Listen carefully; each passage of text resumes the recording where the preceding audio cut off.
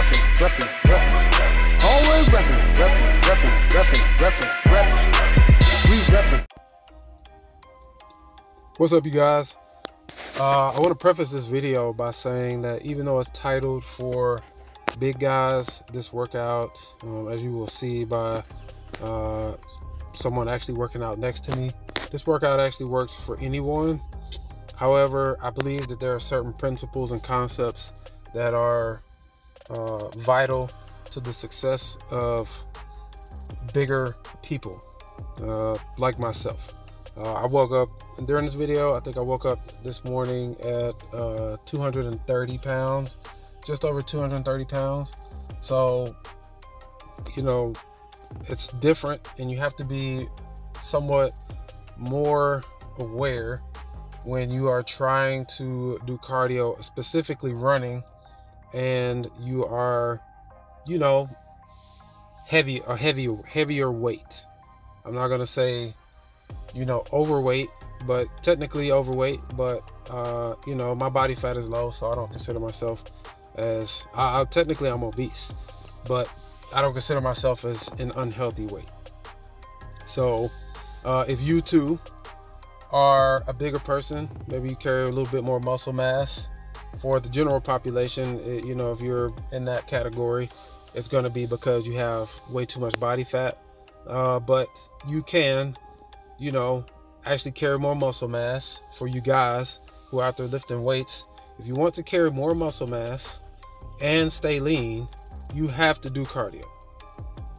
It's just a prerequisite. Anybody that tells you otherwise is either lying or doing steroids. So if you want to eat a lot, lift heavy, and stay lean and trim and still carry lots of muscle, you simply just have to do cardio. You have to. But anyways, there are a few things that I want to point out in this particular video. And those things are the platform that I'm using for running.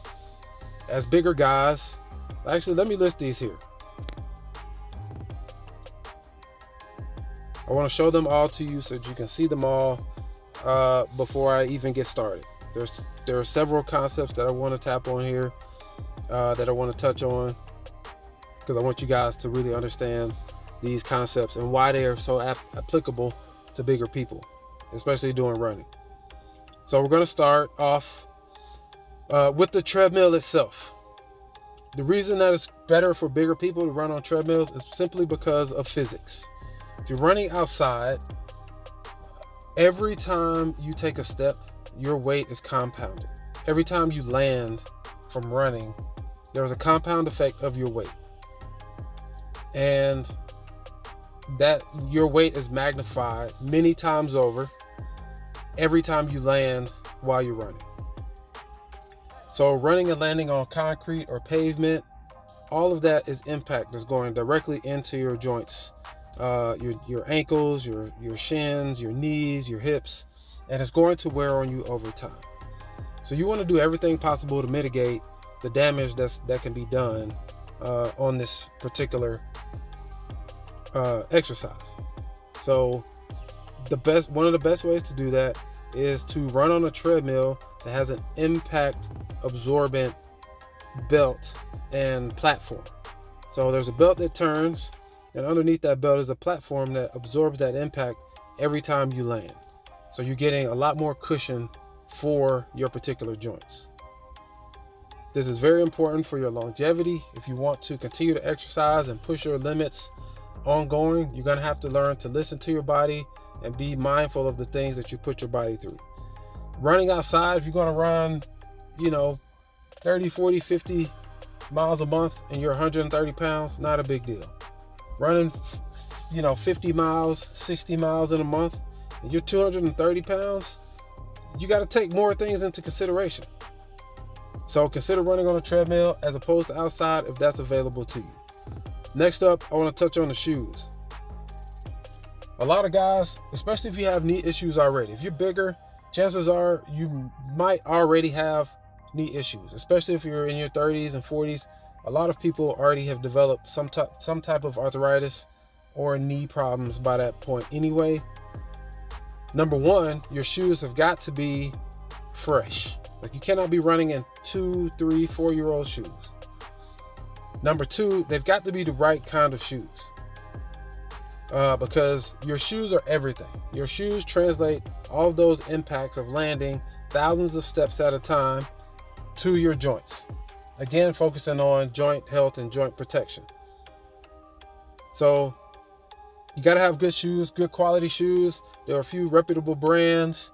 Saucony is a good one. Actually, I'm wearing Sauconys here. New Balance. You have to find the right shoe that works for you. Could be Asics, could be Brooks, could be Nike. There's a number of brands that are out there. You have to go out and do your homework. Find out some of the common pitfalls that go with certain shoes.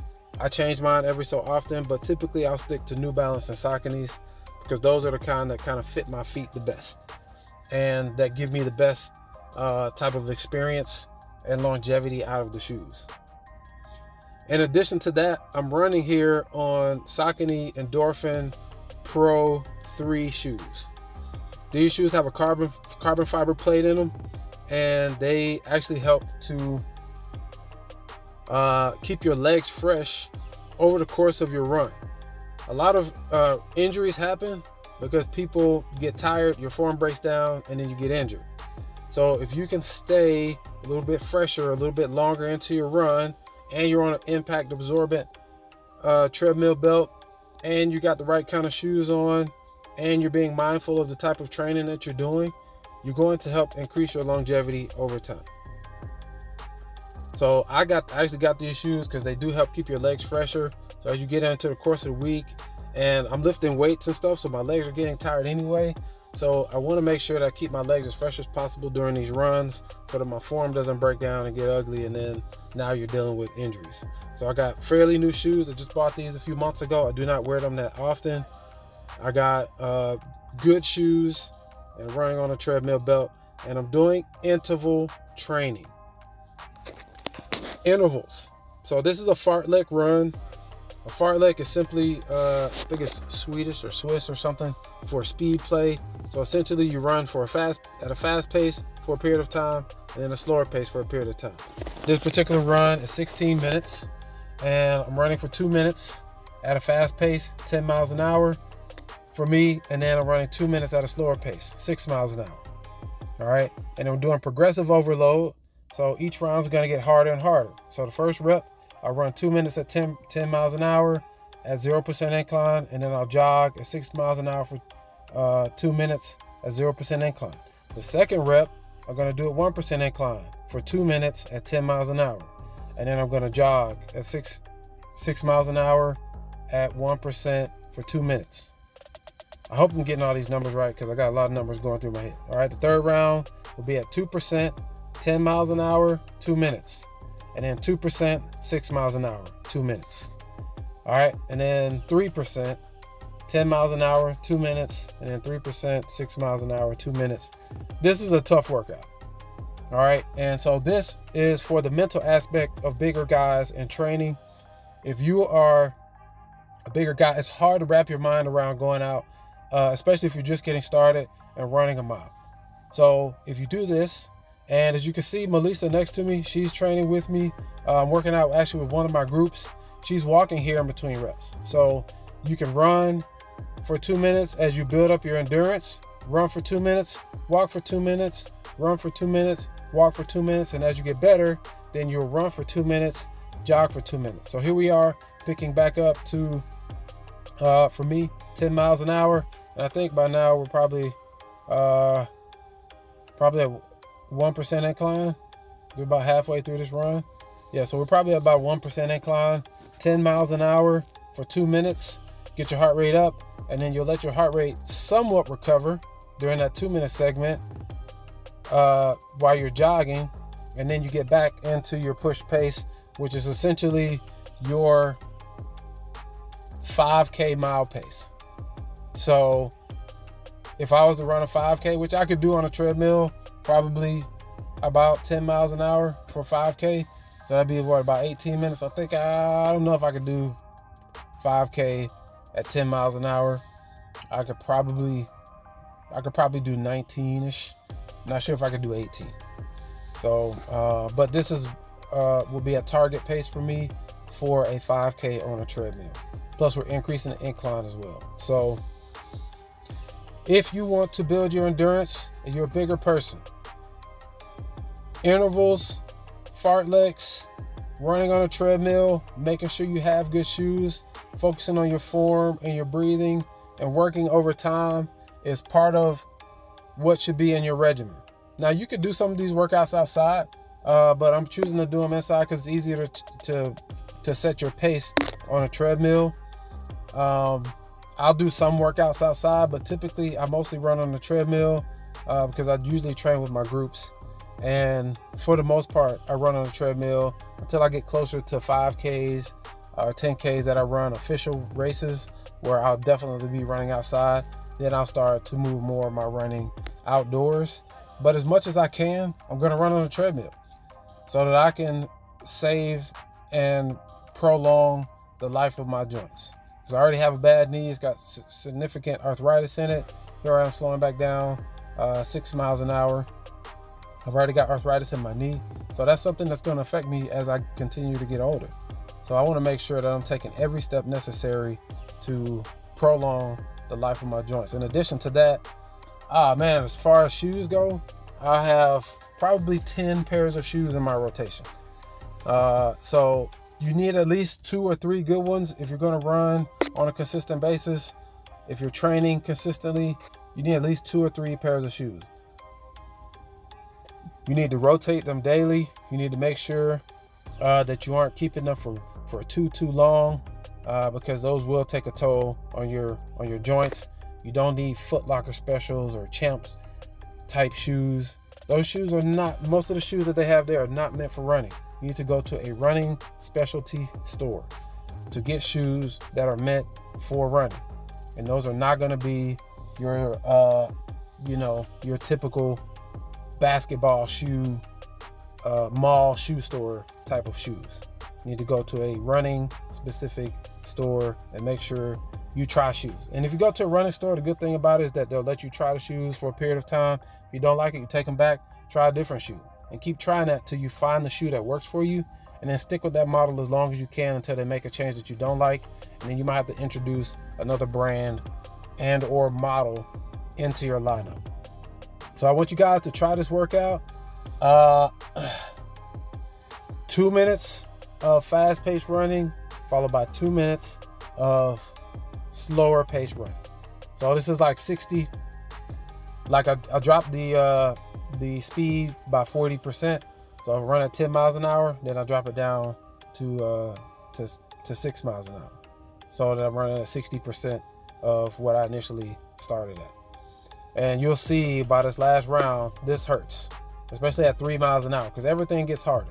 You're getting fatigued, your incline is going up, and you're having to push harder and harder. And, so it gets tougher and tougher. But if you continue to push yourself, you'll get better and better at it. And then next thing you know, you'll be able to do more and more each and every time. You do want to mix this in with some shorter, even faster sprints, maybe some hill sprints or incline sprints on the treadmill. You want to do your distance running, but you definitely want to get some speed work where you're pushing your lactic threshold, increasing your VO2 max, and improving your ability to process oxygen while operating at a high heart rate level. And your ability, it's essentially your ability to suffer as well. So you're testing your mental capacity and your physical capacity at the same time. And for bigger guys, if you want to be lean, if you want to be big and carry all that muscle, but still maintain some leanness and not just be round in the belly area, you have to do cardio. I'm sorry, you just have to do it. Unless you're going to sit down and count every macro to the T every day. And let's be honest, most people are not disciplined enough to do that. I don't even do that. So if you do cardio, you can have a lot more flexibility with your diet.